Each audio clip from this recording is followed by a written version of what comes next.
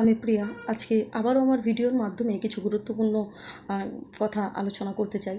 সেটা হচ্ছে যে আমাদের বর্তমান যে রাজ্যের পরিস্থিতি, এই পরিস্থিতিগুলোকে কয়েকটি ভাগে ভাগ করতে পারি আমরা। দেখুন, এই আরজি করের মতো একটি ভয়ানক ঘটনা, এই ঘটনা প্রতিনিয়ত ঘটে চলেছে, সমস্ত জায়গায় ঘটে চলেছে বলে আমাদের শাসক দলের বিভিন্ন নেতা মন্ত্রীরা যেভাবে এই আরজি করের ঘটনাটিকে একটি বিচ্ছিন্ন ঘটনা, একটি ছোট ঘটনা বলার চেষ্টা করছে, তাতে তাদের নোংরা মানসিকতা এবং ক্রিমিনাল মনস্ক মানসিকতাকে ধিক্কার জানাই।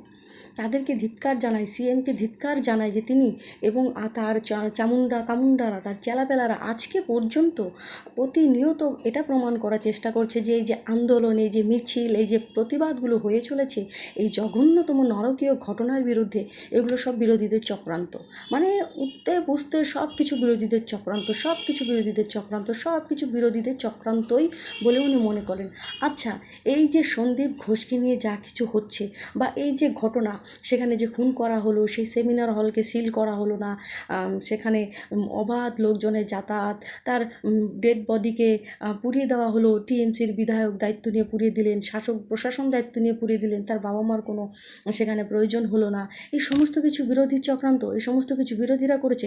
যে সমস্ত ডাক্তাররা, যে সমস্ত পার্টির লোকজনেরা, যাদের ডাক্তারির সঙ্গে এবং সেই হসপিটালের সঙ্গে দূর দূর পর্যন্ত কোনো রকম কোনো যোগাযোগ নেই বলেই বেরিয়ে আসছে, তাদের ওখানে কি কাজ ছিল? তারা ওখানে দ্রুত পৌঁছে গেল, তারা ঘটনাটি মানে এত তাড়াতাড়ি জেনে গেল, তাদেরকে ফোন করে কেন সেখানে ডাকা হলো, তাদেরকে নিয়ে কি এমন মিটিং করা হলো? এই সমস্ত ঘটনার মধ্য দিয়ে, এবং তিনি যেভাবে আন্দোলনকে প্রথম থেকেই দাবিয়ে দেওয়ার চেষ্টা করছে, যেভাবে একজন বাবা মা যার মেয়েকে এইভাবে নৃশংসভাবে হারিয়েছে, সেই বাবা মাকে 10 লাখ টাকা অফার করছেন ঘটনাটি যাতে ধামাচাপা পড়ে যায়।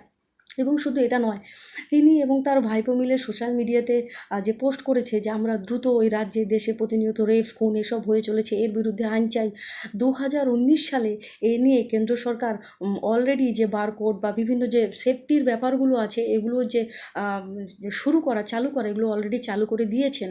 এবং শুধু চালু করে দিয়েছেন নয়, বাকি যে আরও অন্যান্য রাজ্যগুলি রয়েছে, তারা সকলেই এই হেল্পলাইন বা এই সব কিছুর সুবিধাভোগী। কিন্তু আমাদের রাজ্য তখন থেকে 2019 থেকে আজকে পর্যন্ত এই জিনিসগুলোকে মান্য করেনি।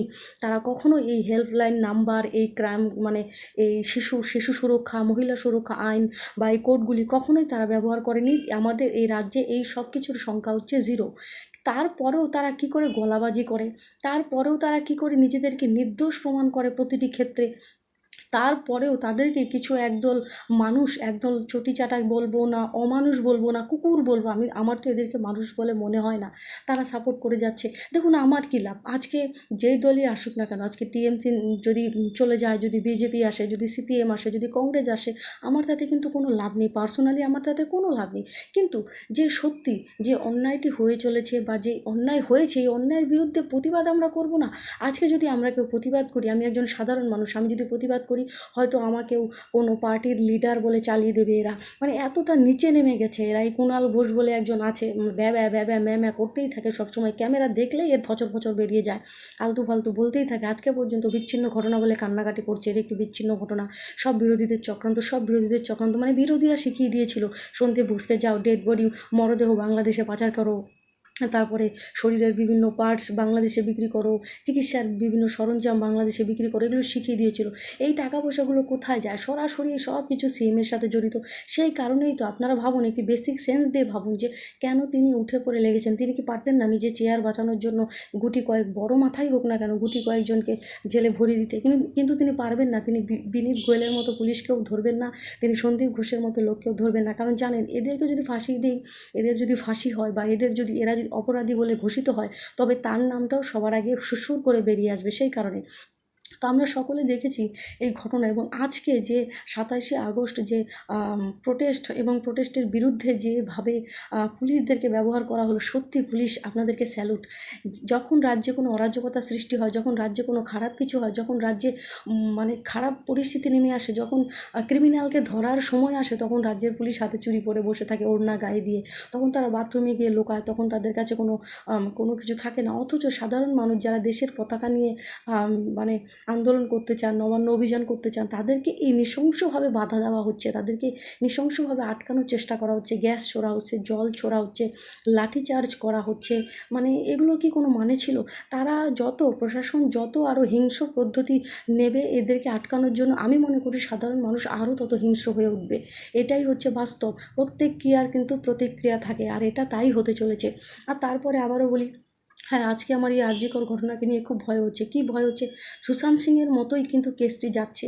সুশান্ত সিংয়ের কেসটির ক্ষেত্রেও কিন্তু মার্ডার হয়েছিল। হ্যাঁ, ছেড়ে বলে তার কেসটি হয়তো অতটা এইরকম নয়, কিন্তু তাকে নৃশংসভাবে মেরে পিটিয়ে হাড়গোড় ভেঙে খুন করা হয়েছিল মহারাষ্ট্রে, মনে আছে? আর এর সাথে সরাসরি মহারাষ্ট্রের তৎকালীন সরকার, মানে যারা রয়েছে শাসনে, তারা এর সাথে জড়িত ছিল।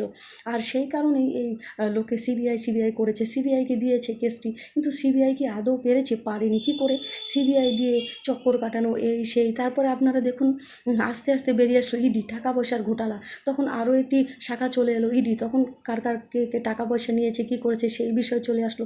তারপরে আসলো এনসিবি, মানে যে নার্কোটিক বিভাগ, ড্রাগসের নাকি ব্যাপার আছে। আপনারা ভাবুন, বলিউডের এমন একজন কেউ বাকি নেই, শ্রদ্ধা কাপুর থেকে শুরু করে, আলিয়া ভট্ট থেকে শুরু করে, রণবীর কাপুর থেকে শুরু করে, মানে জুনিয়র থেকে সিনিয়র পর্যন্ত সমস্তকে জেরা করা হয়েছে, সকলকে ড্রাগসের মামলায় ডাকা হয়েছে। সিবিআই নার্কোটিক বিভাগ মানে এনসিবি পুছতাছ করেছে, কথা বলেছে। তারপরে কি হলো?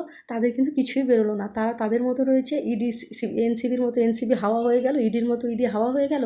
আসল যে কেস, আসল যে মুদ্দাটা ছিল সিবিআইকে দিয়ে, সুশান্ত সিং রাজপুতের যে ক্রিমিনাল মার্ডার, মানে যারা তাকে মার্ডার করেছে, তারা কিন্তু চলে গেল। তারা কি সুন্দর এত বড় একজন সেলিব্রিটিকে মেরে দিয়ে আজকে তারা স্বাধীন হাওয়ায় হাওয়া খাচ্ছে। আজকে এই কেস পুরো বন্ধ কেন? এখানে পলিটিক্যাল পাওয়ার রয়েছে, এখানে বড় বড় পার্টির লোকেরা এই মার্ডারের সাথে হোক বা এই নানান রকম ড্রাগ প্যাটেল হোক, এর সাথে জড়িত। কিচ্ছু হলো না। ঠিক তেমনই আরজি করের ঘটনাটাকে নিয়ে ভয় পাচ্ছি এই কারণেই যে কোথাও না কোথাও এই সিবিআইকে সামনে রেখে, সিবিআইকে দেখিয়ে তারপর কোথাও না কোথাও অন্য বিভাগ চলে আসবে। ও টাকা পয়সার খোঁজ পাওয়া গেছে, এবার ইডি আসলো। তারপর ড্রাগসের ব্যাপার পাওয়া গেছে, এবার আসলো নার্কোটিক বিভাগ মানে এনসিবি আসলো। তারপরে হয়ে গেল, তারপর সিবিআই যে আসল কেসটি ছিল খুনিদেরকে ধরা, সেগুলো বাদ দিয়ে আরও নানান রকম, আমরা সকলেই জানি সন্দীপ ঘোষ প্রত্যক্ষভাবে এর সাথে যুক্ত থাকলেও এর সাথে আরও যারা নাকি ক্রিমিনাল, যারা রেপিস্ট, তারা কোথায়? তাদের কোথায় পুছতাছ করা হচ্ছে? আজকে 1 মাস 2 মাস 6 মাস পরে গিয়ে তারা কি থাকবেন? তারা তো সব কিছু চেঞ্জ করে ফেলবেন। এমনি তো 5 দিনে সমস্ত প্রমাণ লোপাট করে দেওয়া হয়েছে, তারপরে আর কি বাঁধবে? কিছুই না।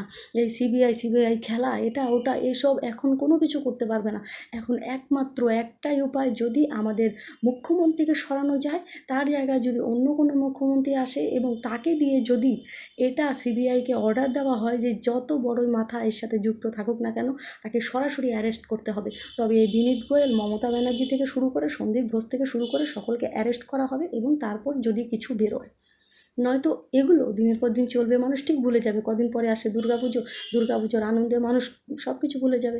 তারপরে কালী পুজো, তারপরে এটা সেটা, এমন করে করে ঠিক ঠিক সুশান্ত সিংয়ের যে রাজপুতের যে কেসটি, সে সময়ে খুব প্রতিবাদ করেছিলাম, খুব কষ্ট হয়েছিল যখন সিবিআই কেসটি নিয়েছিল, খুব আনন্দ হয়েছিল, যাক এবার তার খুনিরা শাস্তি পাবে, কিন্তু খুব নিরাশ হয়েছি।